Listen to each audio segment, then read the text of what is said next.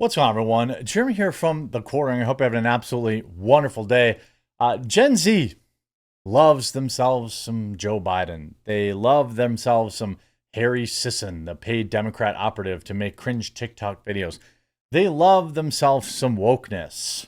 Now, Gen Z is leaning right these days more than ever, which is still a small percentage, but perhaps there's a reason for that.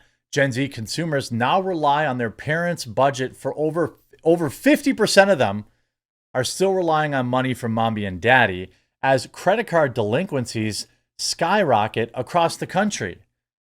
Could that be what Bidenomics is all about? I mean, I didn't think that was I wouldn't call that good, but I guess I'm not Joe Biden. Let's start with this article from Reuters. Gen Z consumers in the United States rely on parents' inflation as inflation squeezes budgets. Study shows. Gen Z adults in the U.S. face increasing financial challenges because of inflation and rising living costs. Now, remember that in November, my Gen Z friends and my Gen Z viewers who have Gen Z friends, tell them to remember that in November.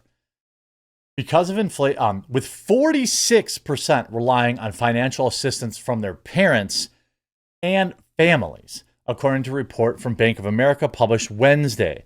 Half of the 1,091 people aged 18 to 27 surveyed by the bank were not on track to buy a home in the next 5 years. Respondents were polled in April and May, with the survey weighted to meet national population benchmarks, including gender and race. The survey showed that 46% of young people were unprepared to save for retirement, and 40% were not ready to start investing in the next 5 years. Quote, "When I talk to young people, especially Gen Z, I tell them to set a budget and stick with it," said Holly O'Neill, Bank of America's president of retail banking. Well, any idiot knows that. Since the beginning of time, the advice has been to set a budget and stick with it. But I digress. Of those polled, nearly 70% are making lifestyle changes to offset growing living expenses. The shifts include budgeting, which is something everyone should do, even when times are good, cutting back on restaurant meals, staying home instead of attending events, and shopping at cheaper grocery stores. Emergency savings were another pain point, with 57% of Gen Z respondents lacking enough money to cover just 3 months of expenses. 70% of Gen Z broke. If you don't have 3 months rent in the bank, you're in trouble. And 3 months isn't even enough. You know, I always tried to keep at least a month or two when I was living paycheck to paycheck. Sometimes that was hard. It would dip down, and obviously doesn't make you a bad person if you're struggling. It makes the situation bad. You know, nowadays, I would say you want closer to 6 months to a year of your mortgage or rent and living expenses. Because if you get fired, you know, it takes time to find another job. It takes time to, you know, get resituated. Maybe you've got credit card debt. Obviously, we're going to talk about that later in the video. But credit card debt is as high as it's ever been right now, with people having as little money, you know, one of the lowest amounts of cash in the bank right now since the lockdowns. Even the Wall Street Journal writes Costco and Sam's Club aisles are full of Gen Z shoppers. With food prices still high, shoppers are looking for ways to team up with roommates, neighbors, and family. Young adults are battling sticker shock at the grocery store. By supersizing their groceries, they're turning into bulk buyers and bulk purchasers, splitting their food costs with friends, roommates, family, and neighbors. By the way, this is actually just a good idea. I would support more people doing this in general. Again, one of the biggest issues, this is what I try to tell fellow YouTubers too. You know, sure, I've got my deal with Rumble, but that expires next year. So, you know, but up until I had a deal with Rumble, which was not even a year ago, you know, I never, you know, you have a good month, you have a bad month, you have a good month, you have a bad month. You can't spend like every month is a good month. You have to set a budget and stick to it. You have to put money in the bank. That's why you end up with so many YouTubers who are completely broke. These people end up broke because they don't really have any savings. They don't have any money. They don't know what's going on. they think it's going to go last forever. I bet you if you go and you talk to some of the world's largest YouTubers from even back in the day, who are probably making, 500 grand to $1 million a year or more, I bet you a large percentage of them are broke. That would be a documentary I'd love to fund, because I bet you a lot of them are. And you see like eating rice and beans instead of meat, planning out meals a month in advance, trying to raise up more food in backyard gardens. Americans are changing the way they act, shop, and live to cope with a stretch of record food inflation. Hundreds of readers responded to a Wall Street Journal article last week that illustrated how food has come to consume the biggest portion of America's income since 1991, sharing strategies they have adopted in their kitchens. Some are imposing new limits on eating out, and the coupons are table stakes. For many, at both grocery stores and restaurants, readers are buying more in bulk while purchasing less packaged food and meat and organic vegetables. So what happens is it's really expensive. By the way, organic vegetables are a scam, in my opinion. Source, my brother-in-law is a farmer and told me how they actually certify that kind of stuff. But anyway, when you don't have a lot of money, you have to eat worse food. And so people are going to be less healthy than ever now.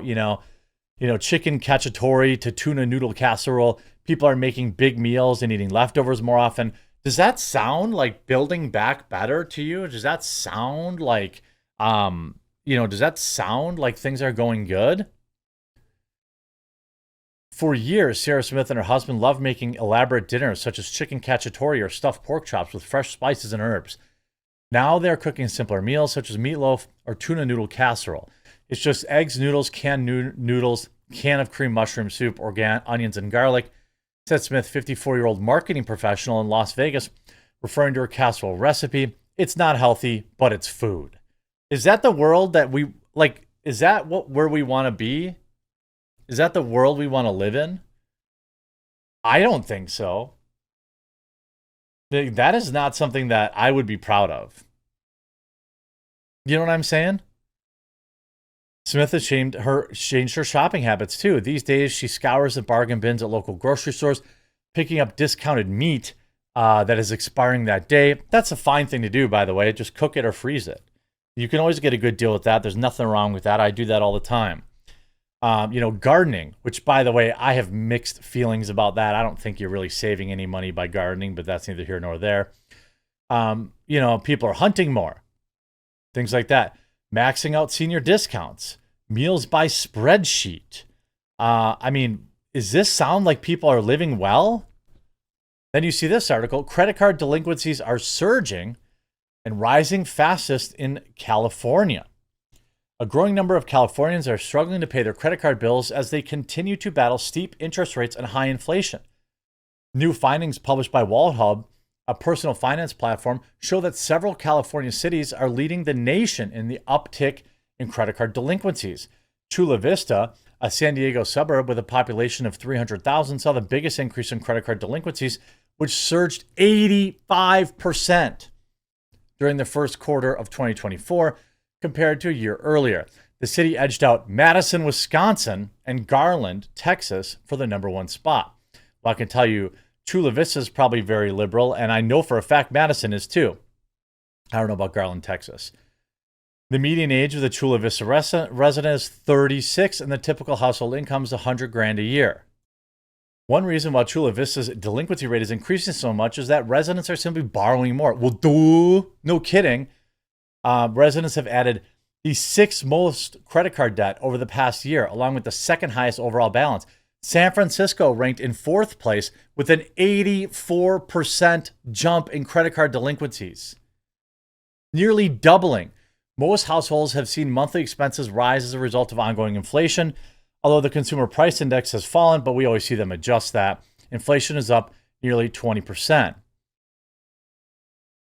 The flow of credit card debt moving into delinquency hit 8.9% in the first quarter at an annualized rate, above pre-lockdown levels. In fact, the percentage of credit card balances in serious delinquency, payments are at least 90 days late, climbed to its highest level since 2012. Does this sound, this is bonkers. Gen Z getting hit hard by inflation. I mean, sure. Credit card and auto loan delinquencies hit the highest rate in a decade, and defaults have not peaked even yet, meaning they're going to go up more. A new sign has emerged this week showing the number of borrowers maxing out personal credit cards remains high, with delinquency rates on the rise and young borrowers particularly stretched.